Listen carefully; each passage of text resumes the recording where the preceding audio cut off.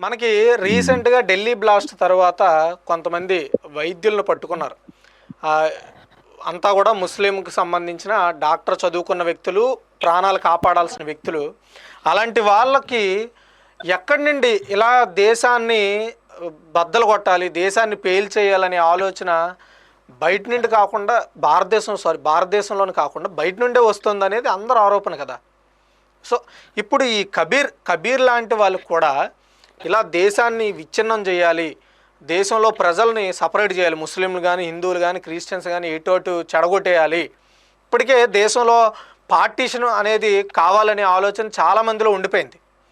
అంటే ఎక్కడో విదేశాల్లో ఉండి మాకంటూ ఇక్కడ ఒక సపరేట్ దేశం కావాలని చాలామంది ఫైటింగ్ చేస్తున్నారు. అటు సైడ్ కెనడాలో అది మీరు చూసుకుంటే ఇలాంటి అవును. పరిస్థితులు ఉన్న టైంలో ఇలాంటివి ఎందుకు ఇంకా పెంచాలని ఈ ముస్లింకి సంబంధించిన వ్యక్తులు ఎందుకు ప్రయత్నాలు చేస్తున్నారు? అసలు అవసరమా అని ఎందుకు అనిపించట్లేదు అంటారు?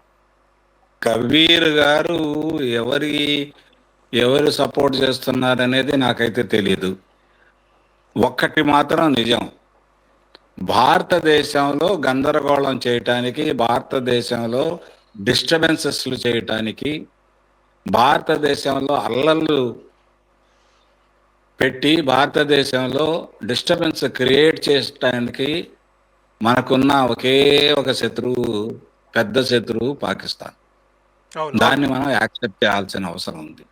పాకిస్తాన్ ఏ విధంగా అవకాశం దొరికితే, ఎవరైతే వీక్గా ఉంటారో భారతదేశంలో, ఎవరైతే ప్రేరేపించబడతారో, ఎవరైతే వాళ్ళ మౌళ్ళలోకి వస్తారో, వాళ్ళని ఏ డాక్టర్లను అయితే ఏ విధంగా యూజ్ చేశారో, అదేవిధంగా ఎక్కడైతే అల్లర్లు జరగటానికి యూజ్ చేశారో, అలాగే కాశ్మీర్లో జరిగిన అల్లర్లకి ఎలా ప్రేరేపించారో, ఇవన్నీ కూడా జరుగుతున్నది పాకిస్తాన్ దేశం. ఇది ఇది ఇది ఇది నగ్న సత్యం. దీని గురించి డౌట్ ఏం లేదు. దాని గురించి మనం అందరం కూడా ఆలోచించాల్సిన అవసరం ఉంది. ప్రతి ముస్లిం కూడా ఆలోచించాల్సిన అవసరం ఉంది. మేము భారతీయులం, మేము మా దేశానికి చెందిన వాళ్ళం. పాకిస్తాన్తో మనం ప్రేరణ జరగకూడదు. పాకిస్తాన్ వాళ్ళ ప్రమేయం మన దేశంలో ఉండకూడదు. పాకిస్తాన్ యొక్క ఆ ఏదైనా కుట్రలు ఉంటే దాన్ని అంతా వెనక్కి పంపించాల్సిన అవసరం. అలాంటి వాటిల్లో మన వాళ్ళందరూ ఇరుక్కోకుండా అనవసరంగా దేశంలో ఈ శాంతి భద్రతను పోగొట్టే విధంగా ప్రయత్నం చేయటానికి మనమందరం నడువు కట్టాల్సిన అవసరం ఉంది. ప్రతి పార్టీ కూడా. రాజకీయంగా దీనికి సంబంధం లేని సబ్జెక్ట్ ఇది. ఇది సామాజికంగా అందరం కూడా, మనమందరం అన్నదమ్ముల్లాగా మనమందరం కూడా దీనికోసం పాటుపడాల్సిన అవసరం ఉంది.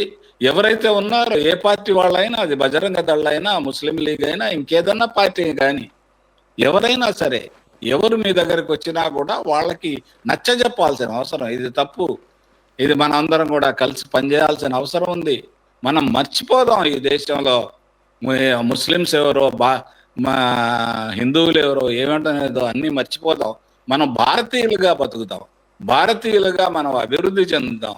ఈరోజు మీరు చెప్పినట్టు కెనడాలో డిస్టర్బెన్స్ ఉంది, అమెరికాలో డిస్టర్బెన్స్ ఉంది, పాకిస్తాన్లో డిస్టర్బెన్స్ ఉంది, బంగ్లాదేశ్లో డిస్టర్బెన్స్ ఉంది, నేపాల్లో డిస్టర్బెన్స్ ఉంది. భారతదేశంలో వాళ్లతో కంపేర్ చేసుకుంటే మనకున్న డిస్టర్బెన్స్ చాలా తక్కువ.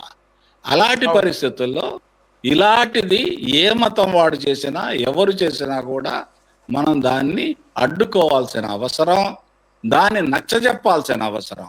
దాన్ని స్ప్రెడ్ చేయకుండా, దాన్ని రియాక్ట్ అవ్వకుండా మనం నచ్చజెప్పాల్సిన అవసరం. అక్కడ ఉన్న ప్రభుత్వాలు బాధ్యత వహించి, ప్రభుత్వాలు వాళ్ళని పిలిపించుకొని, వాళ్ళ మీద చర్యలు తీసుకొని, వాళ్ళకి ఏదైతే వాళ్ళ ఉద్దేశం ఉందో దాన్ని వివాదాస్పదం కాకుండా చూడాల్సిన బాధ్యత అక్కడ లోకల్ ప్రభుత్వాలు ప్రధాన